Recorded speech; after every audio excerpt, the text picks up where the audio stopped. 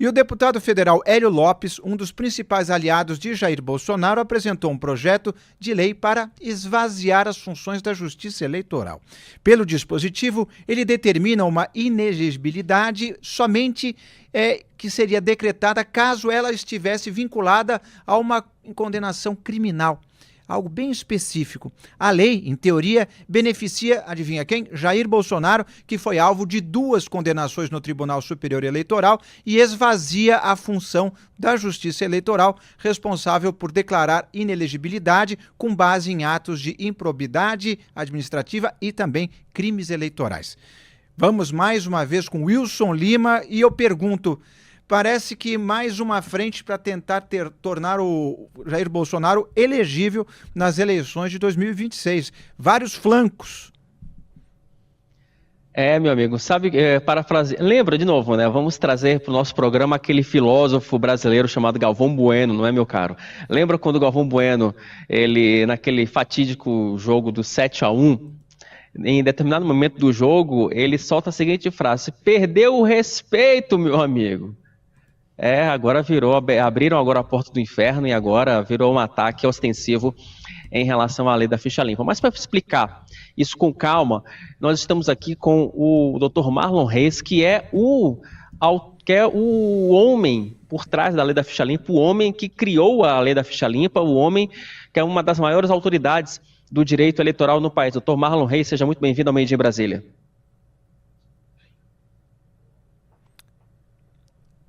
Acho que estamos sem o som do Dr. Marlon. Opa! Agora sim. Agora falar, sim, Dr. perfeito. Marlon, boa tarde. Muito obrigado, uma honra estar com vocês aqui. O que eu posso ser útil, é só me dizer. Doutor Marlon, eu quero começar pelo final, quero começar por esse novo projeto de lei, né? Eu conversando ontem com alguns especialistas em direito eleitoral, o que eles me falam? Wilson, o grande problema nessa proposta, quando você vincula uma possibilidade de inelegibilidade a um crime, à legislação penal, a uma condenação criminal, você, na prática, esvazia a Justiça Eleitoral. A Justiça Eleitoral praticamente não teria mais condição de decretar inelegibilidade. No máximo, poderia determinar uma cassação de mandato, mas sem o efeito da inelegibilidade. É por aí mesmo, doutor? É isso mesmo. Na verdade, é um outro projeto de lei que propõe uma outra redação para atingir o mesmo objetivo, que é tornar inócuo o dispositivo sobre abuso de poder. A condenação por abuso de poder é uma das hipóteses de decisões não criminais que levam à inelegibilidade. O que eles estão querendo submeter, essa hipótese, é uma decisão criminal prévia.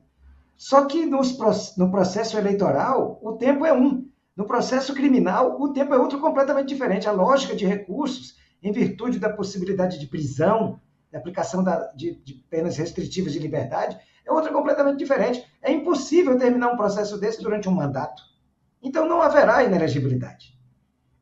Na verdade, muda-se para tentar retirar totalmente a eficácia do dispositivo legal. Doutor, e sobre a lei da ficha limpa, quer dizer, você teve esse movimento, tem esse movimento aqui na Câmara de uma redução do prazo de inelegibilidade de 8 para 2 anos, proposta que inclusive nós publicamos aqui em primeira mão. Doutor, na prática, se essa proposta passa, né, se você reduz para 2 anos a inelegibilidade, os efeitos da inelegibilidade, qual vai ser a principal consequência para a política brasileira? Você abre uma janela para que a impunidade seja a regra e não exceção hoje, quando se fala de crimes eleitorais? Não, a aprovação de uma lei com esse prazo de 2 anos levaria ao retorno à elegibilidade de todos os já condenados por abuso de poder econômico e político até agora. É uma isenção aí, uma liberação, um liberou geral efetivo. Não fica um só inelegível para 2026.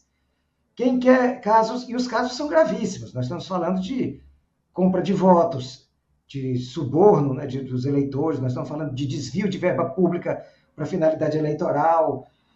São casos de imensa gravidade, sancionados pela Justiça Eleitoral, e se tornariam inócuos, irrelevantes.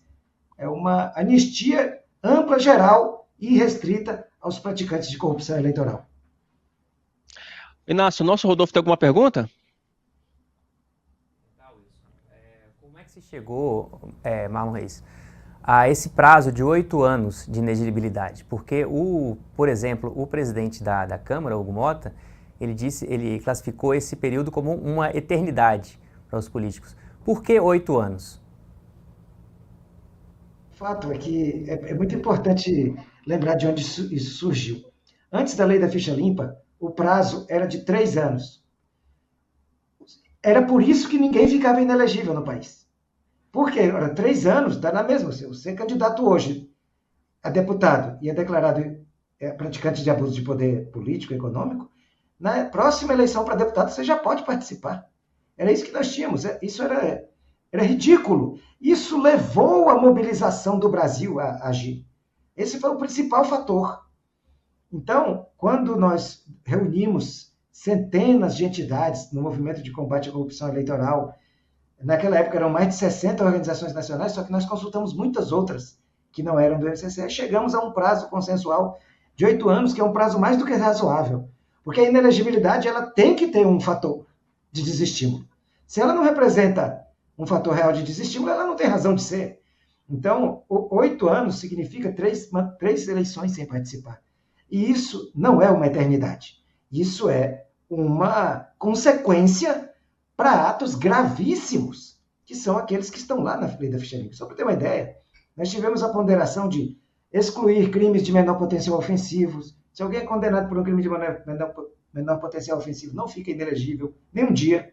Crimes de ação penal privada, que são esses, né, que partes particulares litigam, por exemplo, em relação a crimes contra a honra, não gera inelegibilidade. Foram só casos graves. E, para isso, esse pensamento de que 8 anos era um prazo bastante razoável contagiou a sociedade brasileira, que apoiou, e convenceu o próprio parlamento, que aprovou isso por unanimidade, e o Supremo, que declarou totalmente constitucional. Doutor, eu tenho uma pergunta em relação justamente a essa visão atual. Por que você acha que... Como é que você vê, aliás, essa situação onde partidos dos mais diversos espectros políticos, de repente, ficaram contra a lei ficha limpa? Uns mais vocais, outros menos, mas todos, no fim das contas, parecem concordar em uníssono que ela deve mudar para, convenhamos, pior, justamente para diminuir as chances de punibilidade. Como é que você vê esse movimento que, infelizmente, alastra-se para os dois lados, os dois espectros políticos? Essa observação é muito boa e muito verdadeira. E isso se dá pelo fato de que a lei é eficiente. Paradoxalmente, na sociedade, eu ouço muitas pessoas dizendo que a lei da ficha limpa deveria ser muito mais dura. Na verdade, a lei da ficha limpa é extremamente eficiente e é por isso que ela tem tantos adversários em todos os aspectos do espectro político, né? Todos os âmbitos do espectro político. Por quê? São dois tipos de pessoas, de movimentos que atingem um deputado, por exemplo, para ele se sensibilizar pela necessidade de mudar a lei da ficha limpa para reduzir esses prazos. Um é quando ele próprio corre o risco, porque muitos respondem a processos que podem levá-los à inelegibilidade.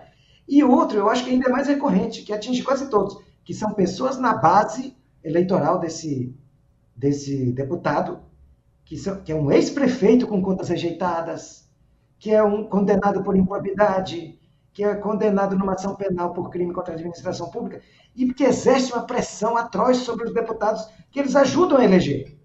São essas pessoas, esses líderes locais que elegem os deputados federais. E eles ficam cobrando isso dos parlamentares. É por isso que sensibiliza tantos deputados. Sem o apoio político que a lei da ficha limpa de fato tem, ela já teria ido para o ralo há muito tempo. Tá certo. Doutor Marlon Reis, muito obrigado pela participação aqui no Made in Brasília. Espero contar com a sua presença em outros episódios do nosso programa. Grande abraço. Pode contar sempre comigo. Fiquem à vontade. Uma honra estar com vocês.